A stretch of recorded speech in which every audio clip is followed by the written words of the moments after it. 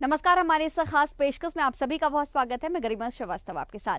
इसमें पहली खबर देश की राजधानी दिल्ली से है, जहां सुप्रीम कोर्ट ने चुनाव आयुक्तों की नियुक्ति पर रोक से इनकार कर दिया है। सुप्रीम कोर्ट ने कहा है कि चुनाव नजदीक है, नए कानून पर रोक लगाई तो सिस्टम बिखर जाएगा। दूसरी खबर दिल्ली के सीएम अरविंद केजरीवाल की है, जहां उन्होंने ईडी के समन के खिलाफ केजरीवाल की एक और याचिका लगाई गई है। केजरीवाल ने हाईकोर्ट से कहा कि मैं पेशी को तैयार हूं, लेकिन ईडी ये भरोसा दे कि गिरफ्तार नहीं करेगी। वहीं तीसरी खबर कांग्रेस से जुड़ी हुई है, जहां कांग्रेस ने बैंक खाते फ्रीज करने को लेकर प्रेस कॉन्फ्रेंस की और सुप्रीम कोर्ट में इसकी शिकायत की है। वहीं चौथी खबर छत्तीसगढ़ से, जहां छत्तीसगढ़ में नक्सलियों को सरकार ने बातचीत का न्योता दिया। पांचवी और आखिरी खबर राजस्थान के जयपुर से है, जहां जयपुर में बिहार के 5 लोग जिंदा जल गए, इसमें 3 बच्चे भी शामिल हैं।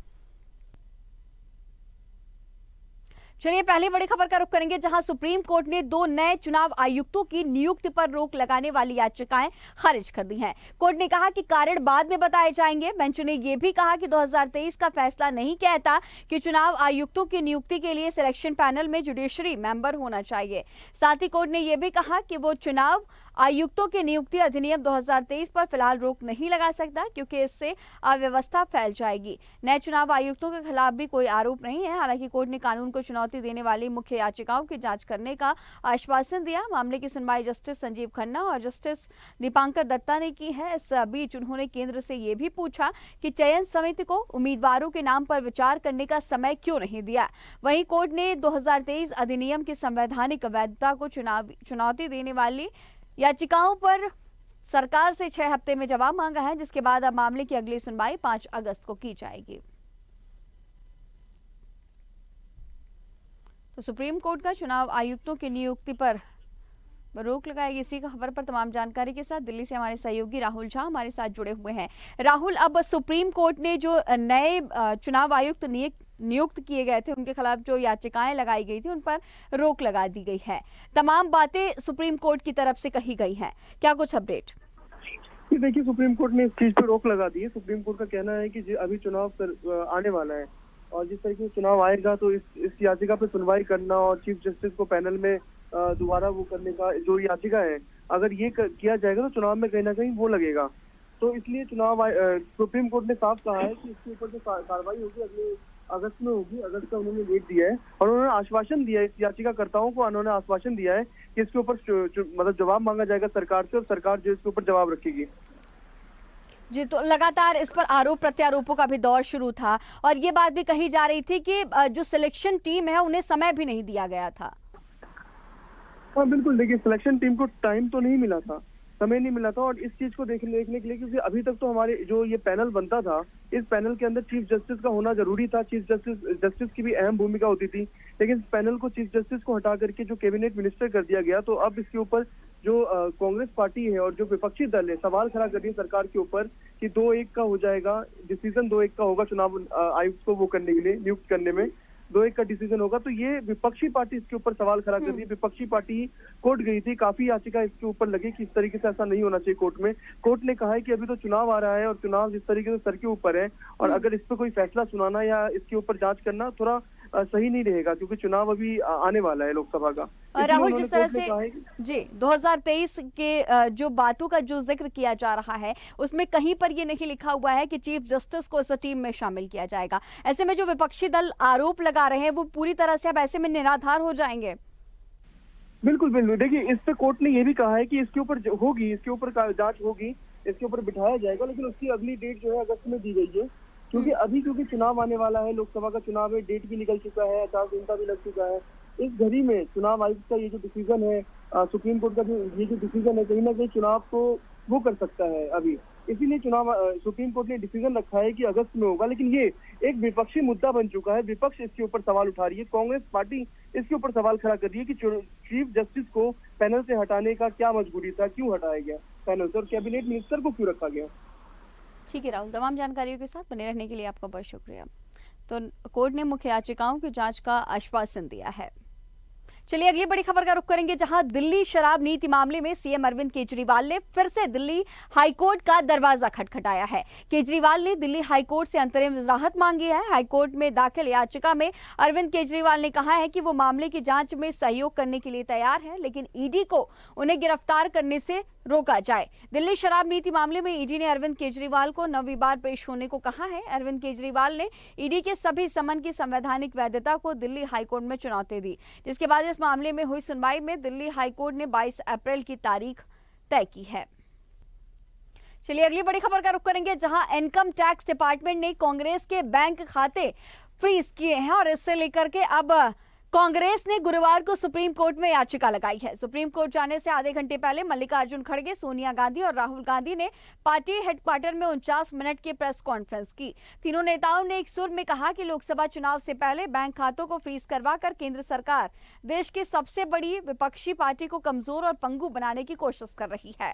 खड़गे ने यह भी कहा कि लोकसभा चुनाव की घोषणा हो चुकी है। लोकतंत्र के लिए ये जरूरी है कि चुनाव निष्पक्ष तरीके से कराए जाएं और सभी राजनीतिक दलों को समान अवसर मिले। ईडी, आईटी और अन्य स्वतंत्र संस्थाओं पर किसी का नियंत्रण नहीं होना चाहिए। ये नहीं कि जो सत्ता में है संसाधनों पर उसकी मोनोपोली हो और देश की संस्थाओं पर प्रत्यक्ष या परोक्ष रूप से उनका नियंत्रण हो। तो बैंक खाते फ्रीज होने से कांग्रेस नाराज चल रही है। कांग्रेस ने प्रेस कॉन्फ्रेंस कर बीजेपी को घेरा है। तो आज 49 मिनट की प्रेस कॉन्फ्रेंस की गई। सुप्रीम कोर्ट कांग्रेस पहुंची है। तमाम जो बैंक खाते थे कांग्रेस के वो फ्रीज कर दिए गए, जिसके बाद अब प्रेस कॉन्फ्रेंस के जरिए तमाम बातें कही है। इस बड़ी कॉन्फ्रेंस में सोनिया गांधी, मल्लिकार्जुन खड़गे, राहुल गांधी और तमाम कांग्रेस के दिग्गज नेता मौजूद हैं। आईटी का एक्शन नियमों के खिलाफ है, ऐसा राहुल गांधी ने कहा। और लगातार कांग्रेस ये बातें कहती रही है कि जांच एजेंसियों का दुरुपयोग किया जा रहा है, इन्हें मोनोपोली न बनाया जाए, इन्हें स्वतंत्र रहने दें। तो सुप्रीम कोर्ट कांग्रेस पहुंची है। कांग्रेस ने प्रेस कॉन्फ्रेंस कर बीजेपी को घेरा। चलिए अगली बड़ी खबर का रुख करेंगे, जहां सुकमा में सरकार से वार्ता को लेकर एक बार फिर से नक्सलियों ने बयान दिया है, जिस पर डिप्टी सीएम विजय शर्मा का बड़ा बयान सामने आया। उन्होंने वार्ता के लिए तैयार होने की बात कही है, लेकिन इस मामले पर माओवादी सीधा जवाब नहीं दे रहे।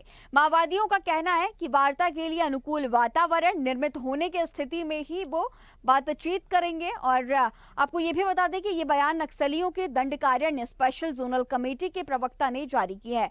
ये भी बताते चले कि सीएम विष्णुदेव साय की सरकार ने शपथ ग्रहण के तुरंत बाद सूबे में सक्रिय नक्सलियों से बातचीत की पेशकश की थी। राज्य के डिप्टी सीएम विजय शर्मा इसके लिए बेहद मुखर भी नजर आए थे, जिसका असर अब नजर आ रहा है। ये पहली बार है कि राज्य में सक्रिय नक्सलियों ने 2 महीने में दूसरी बार सरकार के साथ सशर्त वार्ता की पेशकश की है।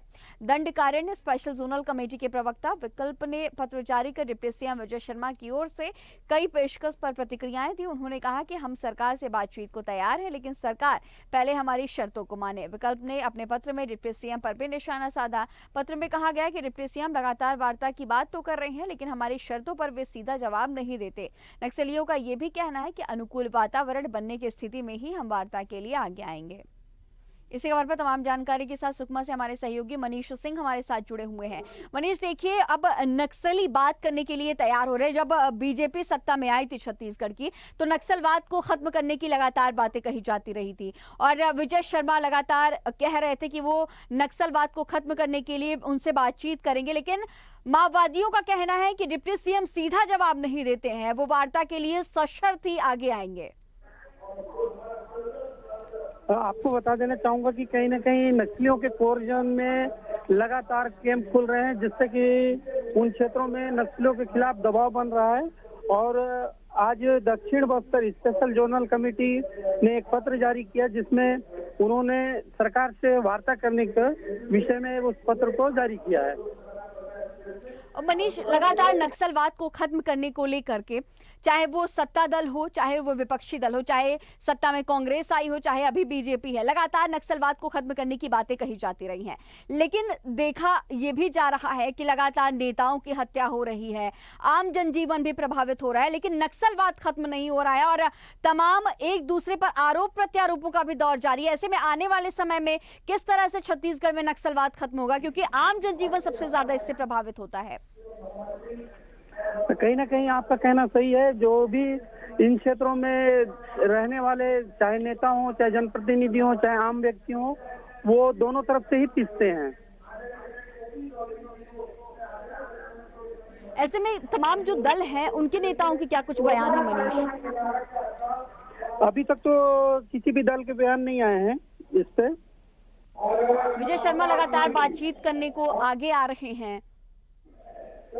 हाँ, विजय शर्मा ने कुछ दिन पहले सिलगेर में एक दौरा किया था, जहां पे उन्होंने नक्सलियों को कहा था कि वह आकर के बातचीत का रास्ता रखें और नक्सलियों के द्वारा भी एक वातावरण और अनुकूल परिस्थितियों में वो भी वार्ता करने को चाह रहे हैं, और जिसमें कि उन्होंने ये भी कहा है कि 6 माह तक सशस्त्र बल कैंप में रहे और नए कैंप की स्थापना नहीं की जाए। अच्छा मनीष, हम लगातार ये भी देख रहे हैं कि जो नक्सली हैं, तमाम नक्सली हैं, वो सरेंडर कर रहे हैं। हाल ही में हमने देखा बैक टू बैक और सरकार की कार्यप्रणाली से प्रभावित होकर के ऐसा स्टेटमेंट छत्तीसगढ़ पुलिस प्रशासन का भी सामने आता रहा है। ऐसे में कितना असर, क्योंकि नक्सलवाद एक बहुत बड़ा मुद्दा है और खास तौर पर छत्तीसगढ़ के लिए, तो कितना असर आगे आने वाले समय में देखा जाएगा, क्योंकि सरेंडर भी लगातार हम देख रहे हैं। मैं आपको बता देना चाहूंगा कि लगातार जो नक्सलियों के कोर एरिया में जो कैंप खुल रहे हैं उससे और पुलिस के जो ऑपरेशन तेज हो रहे हैं उससे कहीं ना कहीं बड़े कैडर से लेकर के छोटे कैडर भी लगातार पुलिस के समक्ष आत्मसमर्पण कर रहे हैं। ठीक है मनीष, तमाम जानकारियों के साथ बने रहने के लिए आपका बहुत शुक्रिया। चलिए अगली बड़ी खबर का रुख करेंगे, जहां राजधानी जयपुर के विश्वकर्मा इलाके में आज गुरुवार यानी कि 21 मार्च की सुबह बड़ा हादसा हो गया। वीकेआई रोड नंबर 17 स्थित एक गांव के एक मकान में आग लगने से 5 लोग जिंदा जल गए हैं। आग लगने की ये घटना सुबह 7:48 की बताई जा रही है। बिहार का एक परिवार यहां किराए पर रहकर मजदूरी करके अपना गुजारा कर रहा था। सुबह चाय बनाने के दौरान गैस सिलेंडर लीक होने से अचानक आग लग गई। गैस पूरे घर में फैल चुकी थी, इसीलिए पूरे घर में अचानक आग भड़क उठी। इसमें 3 बच्चों समेत कुल 5 लोगों की मौत हुई है। आग की लपटें देखकर पड़ोसियों ने पुलिस कंट्रोल रूम और दमकल को सूचना दी थी। करीब 1 घंटे के प्रयास के बाद आग पर काबू पाया जा सका, लेकिन तब तक 5 लोग जिंदा जल गए थे। एफएसएल की टीम को भी मौके पर बुला लिया गया है। इसी खबर पर तमाम जानकारी के साथ राजस्थान से ब्यूरो हेड सुमन हमारे साथ जुड़ी हुई हैं। सुमन, एक ही घर में बहुत ही दुखद हादसा हुआ है। मजदूरी करके अपना ये भरण पोषण कर रहे थे, बिहार का ये पूरा परिवार था, और अब ऐसे में क्या कुछ और भी तमाम जानकारियां सामने आई हैं? गैस के लीक होने को लेकर के अभी जो शुरुआती बातचीत सामने निकल कर आ रही है वो ये बात कही गई कि गैस लीक होने की वजह से ये ब्लास्ट हुआ है। जी गरिमा, ये आज जो दुखद हादसा हुआ है इसको लेकर काफी लोग परेशान हैं। वहाँ के उनके घर वाले आए हुए हैं यहाँ पर, और ये गैस रिसीव हुई, उसमें एकदम से लीकेज हुई थी सिलेंडर से, और उसके बाद ये बिल्कुल दरवाजे के बीच में इनका गैस सिलेंडर और चूल्हा रखा हुआ था, और इन्होंने सुबह 7 बजे की घटना है, खाना बनाते वक्त ये इस तरह का हादसा हुआ है। और ये 3 बच्चों का जो मरने की मिली है जानकारी, वो दम घुटने से मिली है, और ये दोनों जो मियाँ बीवी मरे हैं ये जल के मरे हैं। लेकिन अभी इनकी बॉडी, डेड बॉडी यहीं रखी हुई है। एसएमएस के जो मुर्दा घर है उसमें रखाई गई है डेड बॉडी को। अभी कोई जानकारी नहीं मिली है वहां से कि उनका क्या किया जा रहा है, लेकिन हाँ उनके रिश्तेदार वगैरह यहाँ आए हुए हैं, और ये कल ही वहां से आए थे अपने बिहार से। और ये अभी तक पोस्टमार्टम नहीं हुई किसी भी बॉडी की? नहीं, अभी तक कोई पोस्टमार्टम नहीं हुई है। अभी तक उनका वहाँ पर बस लोगों ने धरना दे रखा है कि इस तरह का हादसा कैसे हुआ। और जो पुलिस प्रशासन का अमला मौजूद है, क्या आपकी उन लोगों से किसी से बातचीत हुई है? प्रशासन के क्या कुछ स्टेटमेंट अब तक निकल गया? अभी कोई जवाब नहीं दे रहा है, वहाँ से कोई भी जवाब नहीं दे रहा है। किसी को भी किसी प्रकार की कोई घटना के बारे में सूचना नहीं है उन्हें, तो वो इस तरह का पल्ला झाड़ रहे हैं। ठीक है सुमन, तमाम जानकारियों के साथ बने रहने के लिए आपका बहुत शुक्रिया। किराए के मकान में ये आग लग गई। ये पूरा परिवार मजदूरी करता था और मजदूरी करके अपना भरण पोषण कर रहा था। आग लगने से 5 लोगों की मौत हो गई है, जिसमें ये बात सामने आई है कि 3 जो बच्चे थे उनकी दम घुटने से मौत हो गई। वही दूसरा जो जोड़ा था उनकी आग लगने से जिंदा जलकर उनकी मौत हो गई है। हालांकि पुलिस प्रशासन अभी इसे लेकर के किसी भी स्टेटमेंट को नहीं दे रहा, और साथ ही आसपास के लोग इसे लेकर के प्रदर्शन भी कर रहे हैं कि इस तरह का इतना बड़ा हादसा कैसे हो गया। तो शुरुआती जांच में जो बात निकलकर सामने आई है उसमें ये कहा जा रहा है कि गैस लीक होने की वजह से ये जो परिवार है वो सुबह चाय बनाने गया, लेकिन गैस लीक हो रही थी, पूरे घर में गैस फैल चुकी थी, और ऐसे में जैसे ही गैस जलाने की कोशिश की गई, आग भड़क उठी और ऐसे में पति पत्नी जिंदा जल गए, वहीं बच्चों की दम घुटने से मौत हो गई है। बहुत ही दुखद हादसा राजस्थान से सामने आया है। यहाँ ये बिहार का परिवार किराए के मकान में रहता था, मजदूरी करके अपना भरण पोषण करते थे और ऐसे में इस तरह से 5 जिंदगियां चल गई हैं।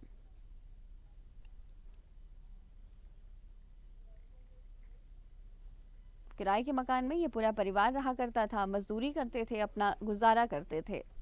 पुलिस प्रशासन के अभी इससे लेकर के कोई भी स्टेटमेंट सामने नहीं आया है। हालांकि मौके पर दमकल की टीम मौजूद है, पुलिस की टीम मौजूद है।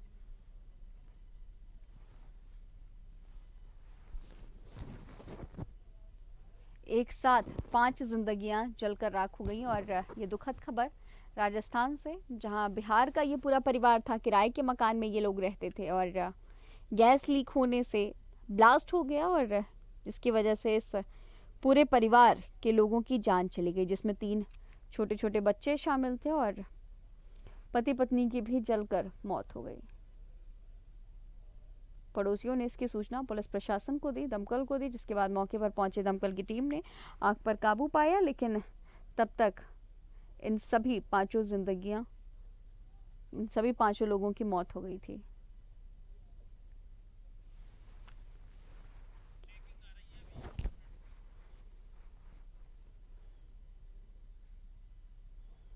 तो आग लगने से 5 लोगों की मौत हो गई है।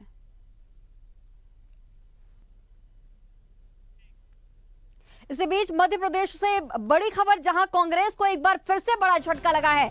कमलनाथ के समर्थक, उनके सबसे करीबी दीपक सक्सेना ने भी अब कांग्रेस की सदस्यता से इस्तीफा दिया। पूर्व विधायक रह चुके हैं दीपक सक्सेना और इसके साथ ही अब उन्होंने इस्तीफा दिया है। कांग्रेस को एक बार फिर से बड़ा झटका। हाल ही में कमलनाथ के बड़े करीबी माने जाने वाले जफर ने भी बड़ा झटका दिया था और वो बीजेपी में शामिल हो गए थे और अब इन सब के बीच दीपक सक्सेना का भी ये इस्तीफा। तो लगातार देखा जा रहा है कि कांग्रेस का कुनबा बिखरता जा रहा है। बड़े नेताओं के जो करीबी हैं वो लगातार इस्तीफा दे रहे हैं और अब कमलनाथ के करीबी दीपक सक्सेना ने भी इस्तीफा दिया है और ऐसी बातें कही जा रही हैं कि बहुत जल्द वो बीजेपी में शामिल हो सकते हैं। तो भोपाल से बड़ी खबर, जहां कांग्रेस को एक बार फिर से करारा झटका लगा है। तो लोकसभा चुनाव के मद्देनजर लगातार दल बदल का सिलसिला हम देख रहे हैं और कांग्रेस के जो तमाम नेता हैं वो बीजेपी में शामिल हो रहे हैं। वहीं इन सब के बीच कमलनाथ के बेहद करीबी माने जाने वाले दीपक सक्सेना ने भी अपना इस्तीफा सौंपा है और आपको बता दें कि दीपक सक्सेना कमलनाथ के बेहद करीबी हैं, पूर्व विधायक भी रह चुके हैं और इन सब के बीच अब उन्होंने कांग्रेस को बड़ा झटका दिया। कांग्रेस की प्राथमिक सदस्यता से इस्तीफा दिया है। तो लोकसभा चुनाव के मद्देनजर अगर इसे देखें तो ये कांग्रेस के लिए बहुत बड़ा घाटा साबित हो सकता है। लगातार मध्य प्रदेश के नेताओं का दल बदल सिलसिला हम देख रहे हैं। वहीं बीजेपी ये बात कह रही है कि जो भी उनकी पार्टी में शामिल होना चाहते हैं उनका स्वागत है और लगातार इस्तीफों का दौर जहां कांग्रेस से देखा जा रहा है, वहीं बीजेपी के जो तमाम दिग्गज नेता हैं वो अपनी पार्टी में अंगवस्त्र पहनाकर इन सभी नेताओं को शामिल कर रहे हैं। तो एक बार फिर से कांग्रेस को बड़ा झटका। कमलनाथ के बेहद करीबी दीपक सक्सेना माने जाते हैं और अब उन्होंने पार्टी की प्राथमिक सदस्यता से इस्तीफा दिया है। अब दीपक सक्सेना ने कांग्रेस का दामन छोड़ दिया और बीजेपी के साथ हो सकते हैं। बहुत जल्द इसकी आधिकारिक घोषणा भी हो जाएगी। हालांकि अभी उन्होंने अपने कांग्रेस के सभी पदों से इस्तीफा दिया है। मध्य प्रदेश के पूर्व मुख्यमंत्री, पूर्व पीसीसी चीफ कमलनाथ के बेहद करीबी। इसी खबर पर तमाम जानकारी के साथ हमारे सहयोगी अनिरुद्ध हमारे साथ जुड़े हुए हैं। अनिरुद्ध, देखिए एक बार फिर से कांग्रेस को बड़ा झटका मध्य प्रदेश में। लोकसभा चुनाव के पहले लगातार दल बदल का सिलसिला देख रहे हैं, जहां कांग्रेस के नेता पाला बदल रहे हैं, वहीं बीजेपी में अंगवस्त्र पहनाकर इनका स्वागत किया जा रहा है और अब इन सब के बीच पूर्व विधायक रहे दीपक सक्सेना ने भी इस्तीफा दिया है। क्या कुछ अपडेट? विधायक और पूर्व मंत्री दीपक सक्सेना कमलनाथ के काफी करीबी समझे जाते थे और उन्होंने अपने इस्तीफे में साफ एक बड़ा भावुक एक संदेश भी लिखा है कि आदरणीय भैया करके उन्होंने कमलनाथ को संबोधित किया है और उसके बाद उन्होंने अपने को जो भी पद मिले हैं उसके लिए कांग्रेस पार्टी का और कमलनाथ का आभार माना है। उन्होंने सोनिया गांधी का भी नाम लिखा है, राजीव गांधी का भी नाम लिखा है। यानी कुल मिलाकर देखा जाए तो दीपक सक्सेना जो पूर्व मंत्री थे और पूर्व विधायक थे, उन्होंने आज कांग्रेस का साथ छोड़ दिया है और उन्होंने साफ कहा है कि हालांकि अभी स्पष्ट नहीं हुआ है कि वो उनकी आगे की रणनीति क्या रहेगी, लेकिन उन्होंने कांग्रेस को छोड़ के आज छिंदवाड़ा में वापस तगड़ा झटका दिया है और दीपक सक्सेना को कांग्रेस कमलनाथ का सबसे करीबी माना जाता था। पिछली बार भी जब दीपक सक्सेना मंत्री बने थे तो वो कमलनाथ की वजह से ही 14 महीने की सरकार में बने थे। इसके अलावा वो ठीक है अनिरुद्ध, तमाम जानकारियों के साथ बने रहने के लिए आपका बहुत शुक्रिया। तो हमारे इस खास बुलेटिन में फिलहाल इतना ही। खबरों का सिलसिला लगातार जारी रहेगा, बने रहिए स्वदेश न्यूज के साथ। सबसे पहले देश।